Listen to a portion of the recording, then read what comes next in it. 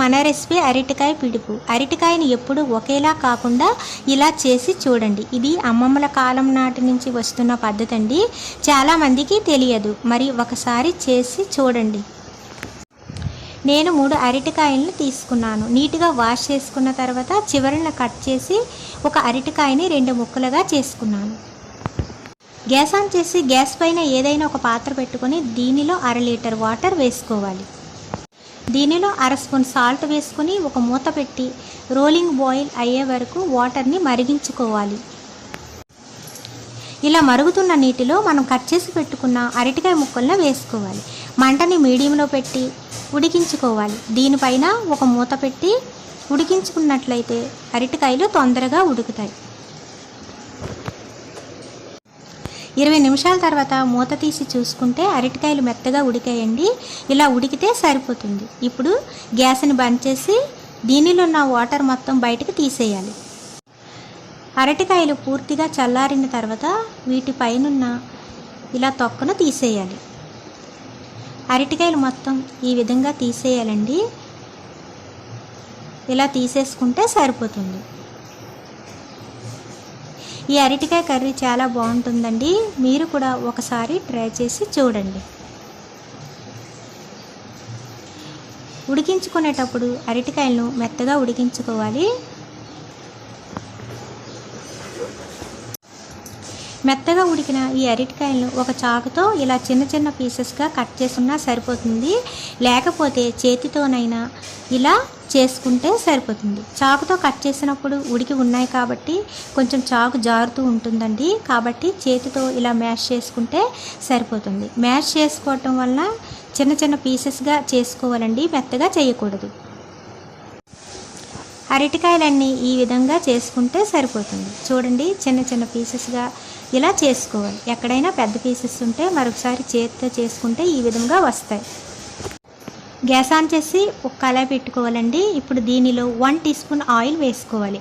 Oil బాగా heat ఎక్కిన తర్వాత 1 టీ స్పూన్ చనా దాల్ వేసుకోవాలి.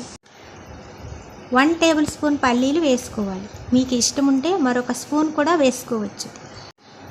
అలాగే 1 స్పూన్ ఆవాలు కూడా వేసుకోండి.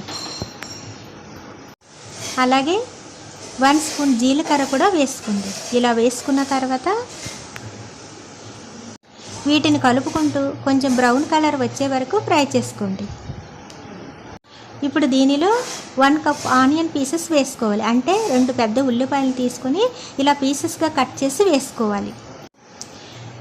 ఒక 5 పచ్చిమిర్చిలు తీసుకొని చిన్న చిన్న పీసెస్గా కట్ చేసి వేసుకోండి. అలాగే కొంచెం కరివేపాకును తీసుకొని వీటిలో వేసుకోవాలి. ఇలా వేసుకున్న తర్వాత వీటిని కొంచెం కలర్ చేంజ్ అయ్యే వరకు ఫ్రై చేసుకోండి. అంటే కొంచెం బ్రౌన్ కలర్ వస్తే సరిపోతుంది. ఇప్పుడు మీకు ఇంకా ఇష్టం ఉంటే దీనిలో మినప్పప్పును కూడా వేసుకోవచ్చు. ఆనియన్స్ కొంచెం కలర్ చేంజ్ అయిన తర్వాత దీనిలో 1/2 స్పూన్ పసుపు వేసుకోవాలి.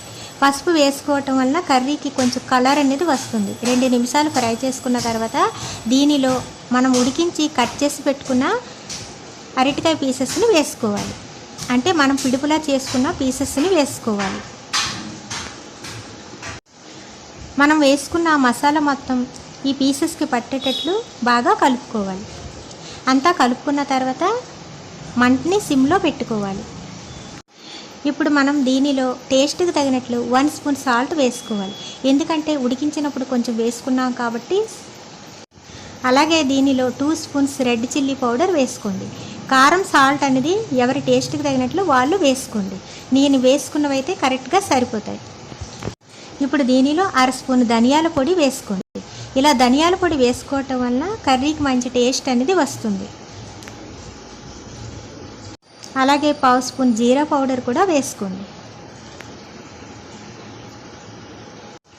ఇలా పొడులు మొత్తం వేసుకున్న తర్వాత కర్రీకి బాగా పట్టేటట్లు ఒకసారి బాగా కలుపుకోండి. అంతా కలుపుకున్న తర్వాత దీనిపైన ఒక మూత పెట్టి మంటని సిమ్లో పెట్టి ఇలా ఫ్రై చేసుకోవాలి. ఇలా మూత పెట్టి ఫ్రై చేసుకోవటం వలన అరటికాయ బాగా మగ్గుతుంది.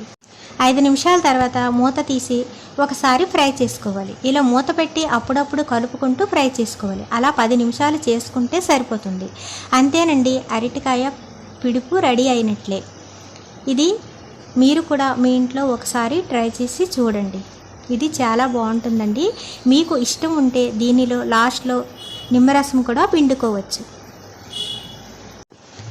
చూడండి, 10 నిమిషాల తర్వాత కర్రీ ఈ విధముగా రెడీ అయింది.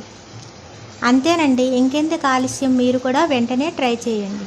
నా వీడియో నచ్చినట్లయితే లైక్ చేయండి, సబ్స్క్రైబ్ చేయడం అస్సలు మర్చిపోకండి. వీటిని ఒక ప్లేట్లోకి ట్రాన్స్ఫర్ చేసుకోవాలి.